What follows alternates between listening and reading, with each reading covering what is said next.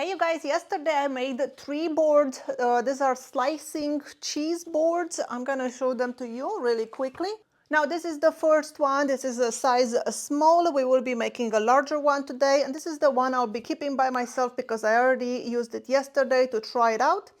So this is one that I made a size small. I have another small one that I'll be taking today with me to the art show that I'm going to. Very, very cute color combination. I really love it. Look at that cherry grain. And then I have made a larger one. This is from a piece of curly maple, I believe. And then I had this strip of cut off from when I made the cutting board. So this is a larger one, and this is the one we'll be making today. Well, one just like this one, not this one. And without any further ado, let's get right into it. Now, the 2 things we will need to make this board, it's obviously we need a piece of wood. I have this board over here that already has glue in some stripes. And then we'll need our cheese slicer kit. These guys, I'll put a link in the description below. It's only $7 right now. I just purchased like 20 of them. Hopefully they start selling.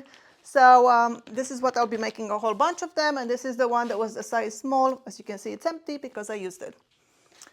So I'm gonna put this aside and we'll talk about our board. First, I should probably get my instructions. Instructions are right in this paper inside the bag. And the first thing we need to look at is what size board do we need. For the size large, we need a board that is 5 3/4 wide and 9.5 inches long. So I'm going to cut this to size and I'll see you in a bit. Our board is cut to size, and the instruction says the next thing is we need to drill a hole on the side, on the right side, the right, like further away from you. So if you want this to be the front close to you, then it'll be over here. So we need to put a hole. It has to be a 1/4 inch diameter. It has to be centered on the 3/4 inch material. Now the instruction says you should use 3/4 inch material. I think 1 inch will be a better fit, and you will see why in a second.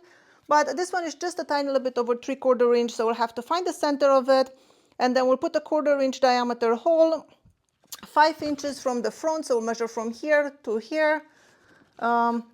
So that's where the hole is going to be, and it's going to be 3 inches and 7/8 deep. But first things first, let's find the center of our board, and I'll show you this little jig. It's so useful. I'm using one of these micro jigs that finds the half point of anything. The way it works, you loosen these green knobs, and then you set it so this part is sitting on your wood. Let it rest flat on it, tighten the knobs in the back, and whatever this distance is over here, this one will always be half of it. So now that I have it, I know where my half it is, I can use this to just mark my half of the board, just like that. And you can see that is my half of the board. Now it says we need to put the hole 5 inches from the front, so I'm going to measure 5 inches, and I am going to mark where we need to drill the hole. All right, so this is where our hole will go. I'm going to go to the drill press and we'll put a hole right there. I did make a little jig for it. Let me bring it so you can see it. So because we will try to drill right like this, and we don't want our board to tip because we need to make that hole straight down, like perpendicular. What I did is I made this jig. It's just 2 pieces of wood that I joined them at 90 degrees like a T with 2 screws. And these guys will allow me, I'll clamp these guys to my router table. And then this board, I can clamp it to this one over here, and that will just make sure it keeps it straight up and down, so my hole will go straight, perpendicular. So this is my little jig. Right now I'm gonna go put the hole in there, and I'll see you right after. So I drilled the hole in there, and now it's time to put a kerf on it. And the instruction says the kerf should be 3 inches from the end. So the hole is here. The kerf will be 3 inches from this side to this side. And the depth of it, it has to be, I believe, 3/8. It just has to clear the hole. So you want to go just a little bit on the top of the hole. So I'm going to go do that. See you in a bit. So I placed the kerf over here, just like I said, 3 inches from the end that has the hole. And I also sanded the board. I gave it a gentle round over. And before I got to the final grit, I also water pop it just like a cutting board. You spray it with water, let it dry, raise the grade, and then you send it to your final sanding grid. So I already did that because I don't want to waste your time and I want to make this video quick. Now I'm gonna go put some mineral oil on it. I'll treat it just like a cutting board, and then after the mineral oil soaks in for a few minutes, I'll wipe off the excess, and then we'll go into the assembling the hardware. So with the magic of YouTube, we'll skip right to that. So here is the board all oiled up. It's still wet, that's why you see these drippy wet spots, but that's okay. We'll go on into installing the hardware. The hardware is not much to it. It's this C-looking bar, and then we have the wire with the handle, and we have one set screw. We'll get all these pieces out.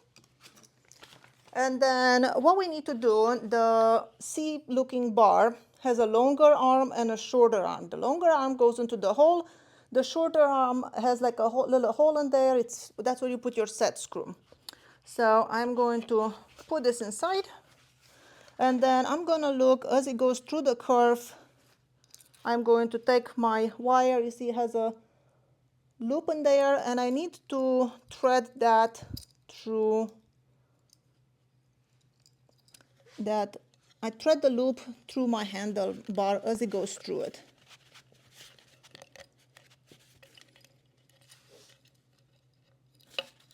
And because the bar is black and the wood is dark color, it's a little bit hard to see. But there you go, it is in. And now what I'll be doing is I'll set this bar into the hole over here of the handle, and then force it straight like this until I can see that set screw hole, and then I'll put in my screw, and that will hold the handle in place and will keep the wire tight. Just like that. And it looks like, I don't know if you can tell on camera, but there's a little bit of wire, where is it? It's a little bit of wire sticking out in there, so I'm just gonna get some nose plier and crush that down a little bit because it's hitting my wood from my kerf right now. And just like that, this is our cheese cutter. Isn't that cool? It only took about 15 minutes from the beginning to the end. And we got something that we can sell today at the art show. So super easy to make. Hopefully these guys sell. I will let you know. I'll give you an update if this is something worth making to sell. The hardware, like I said, it's only $7, so it doesn't cost much at all. The piece of wood was just a scrap piece of wood, and we end up with a nice cheese slicer. And I hope you will make some too. Thank you so much for watching. My name is Skylar Ewing, and I'll see you in my next video.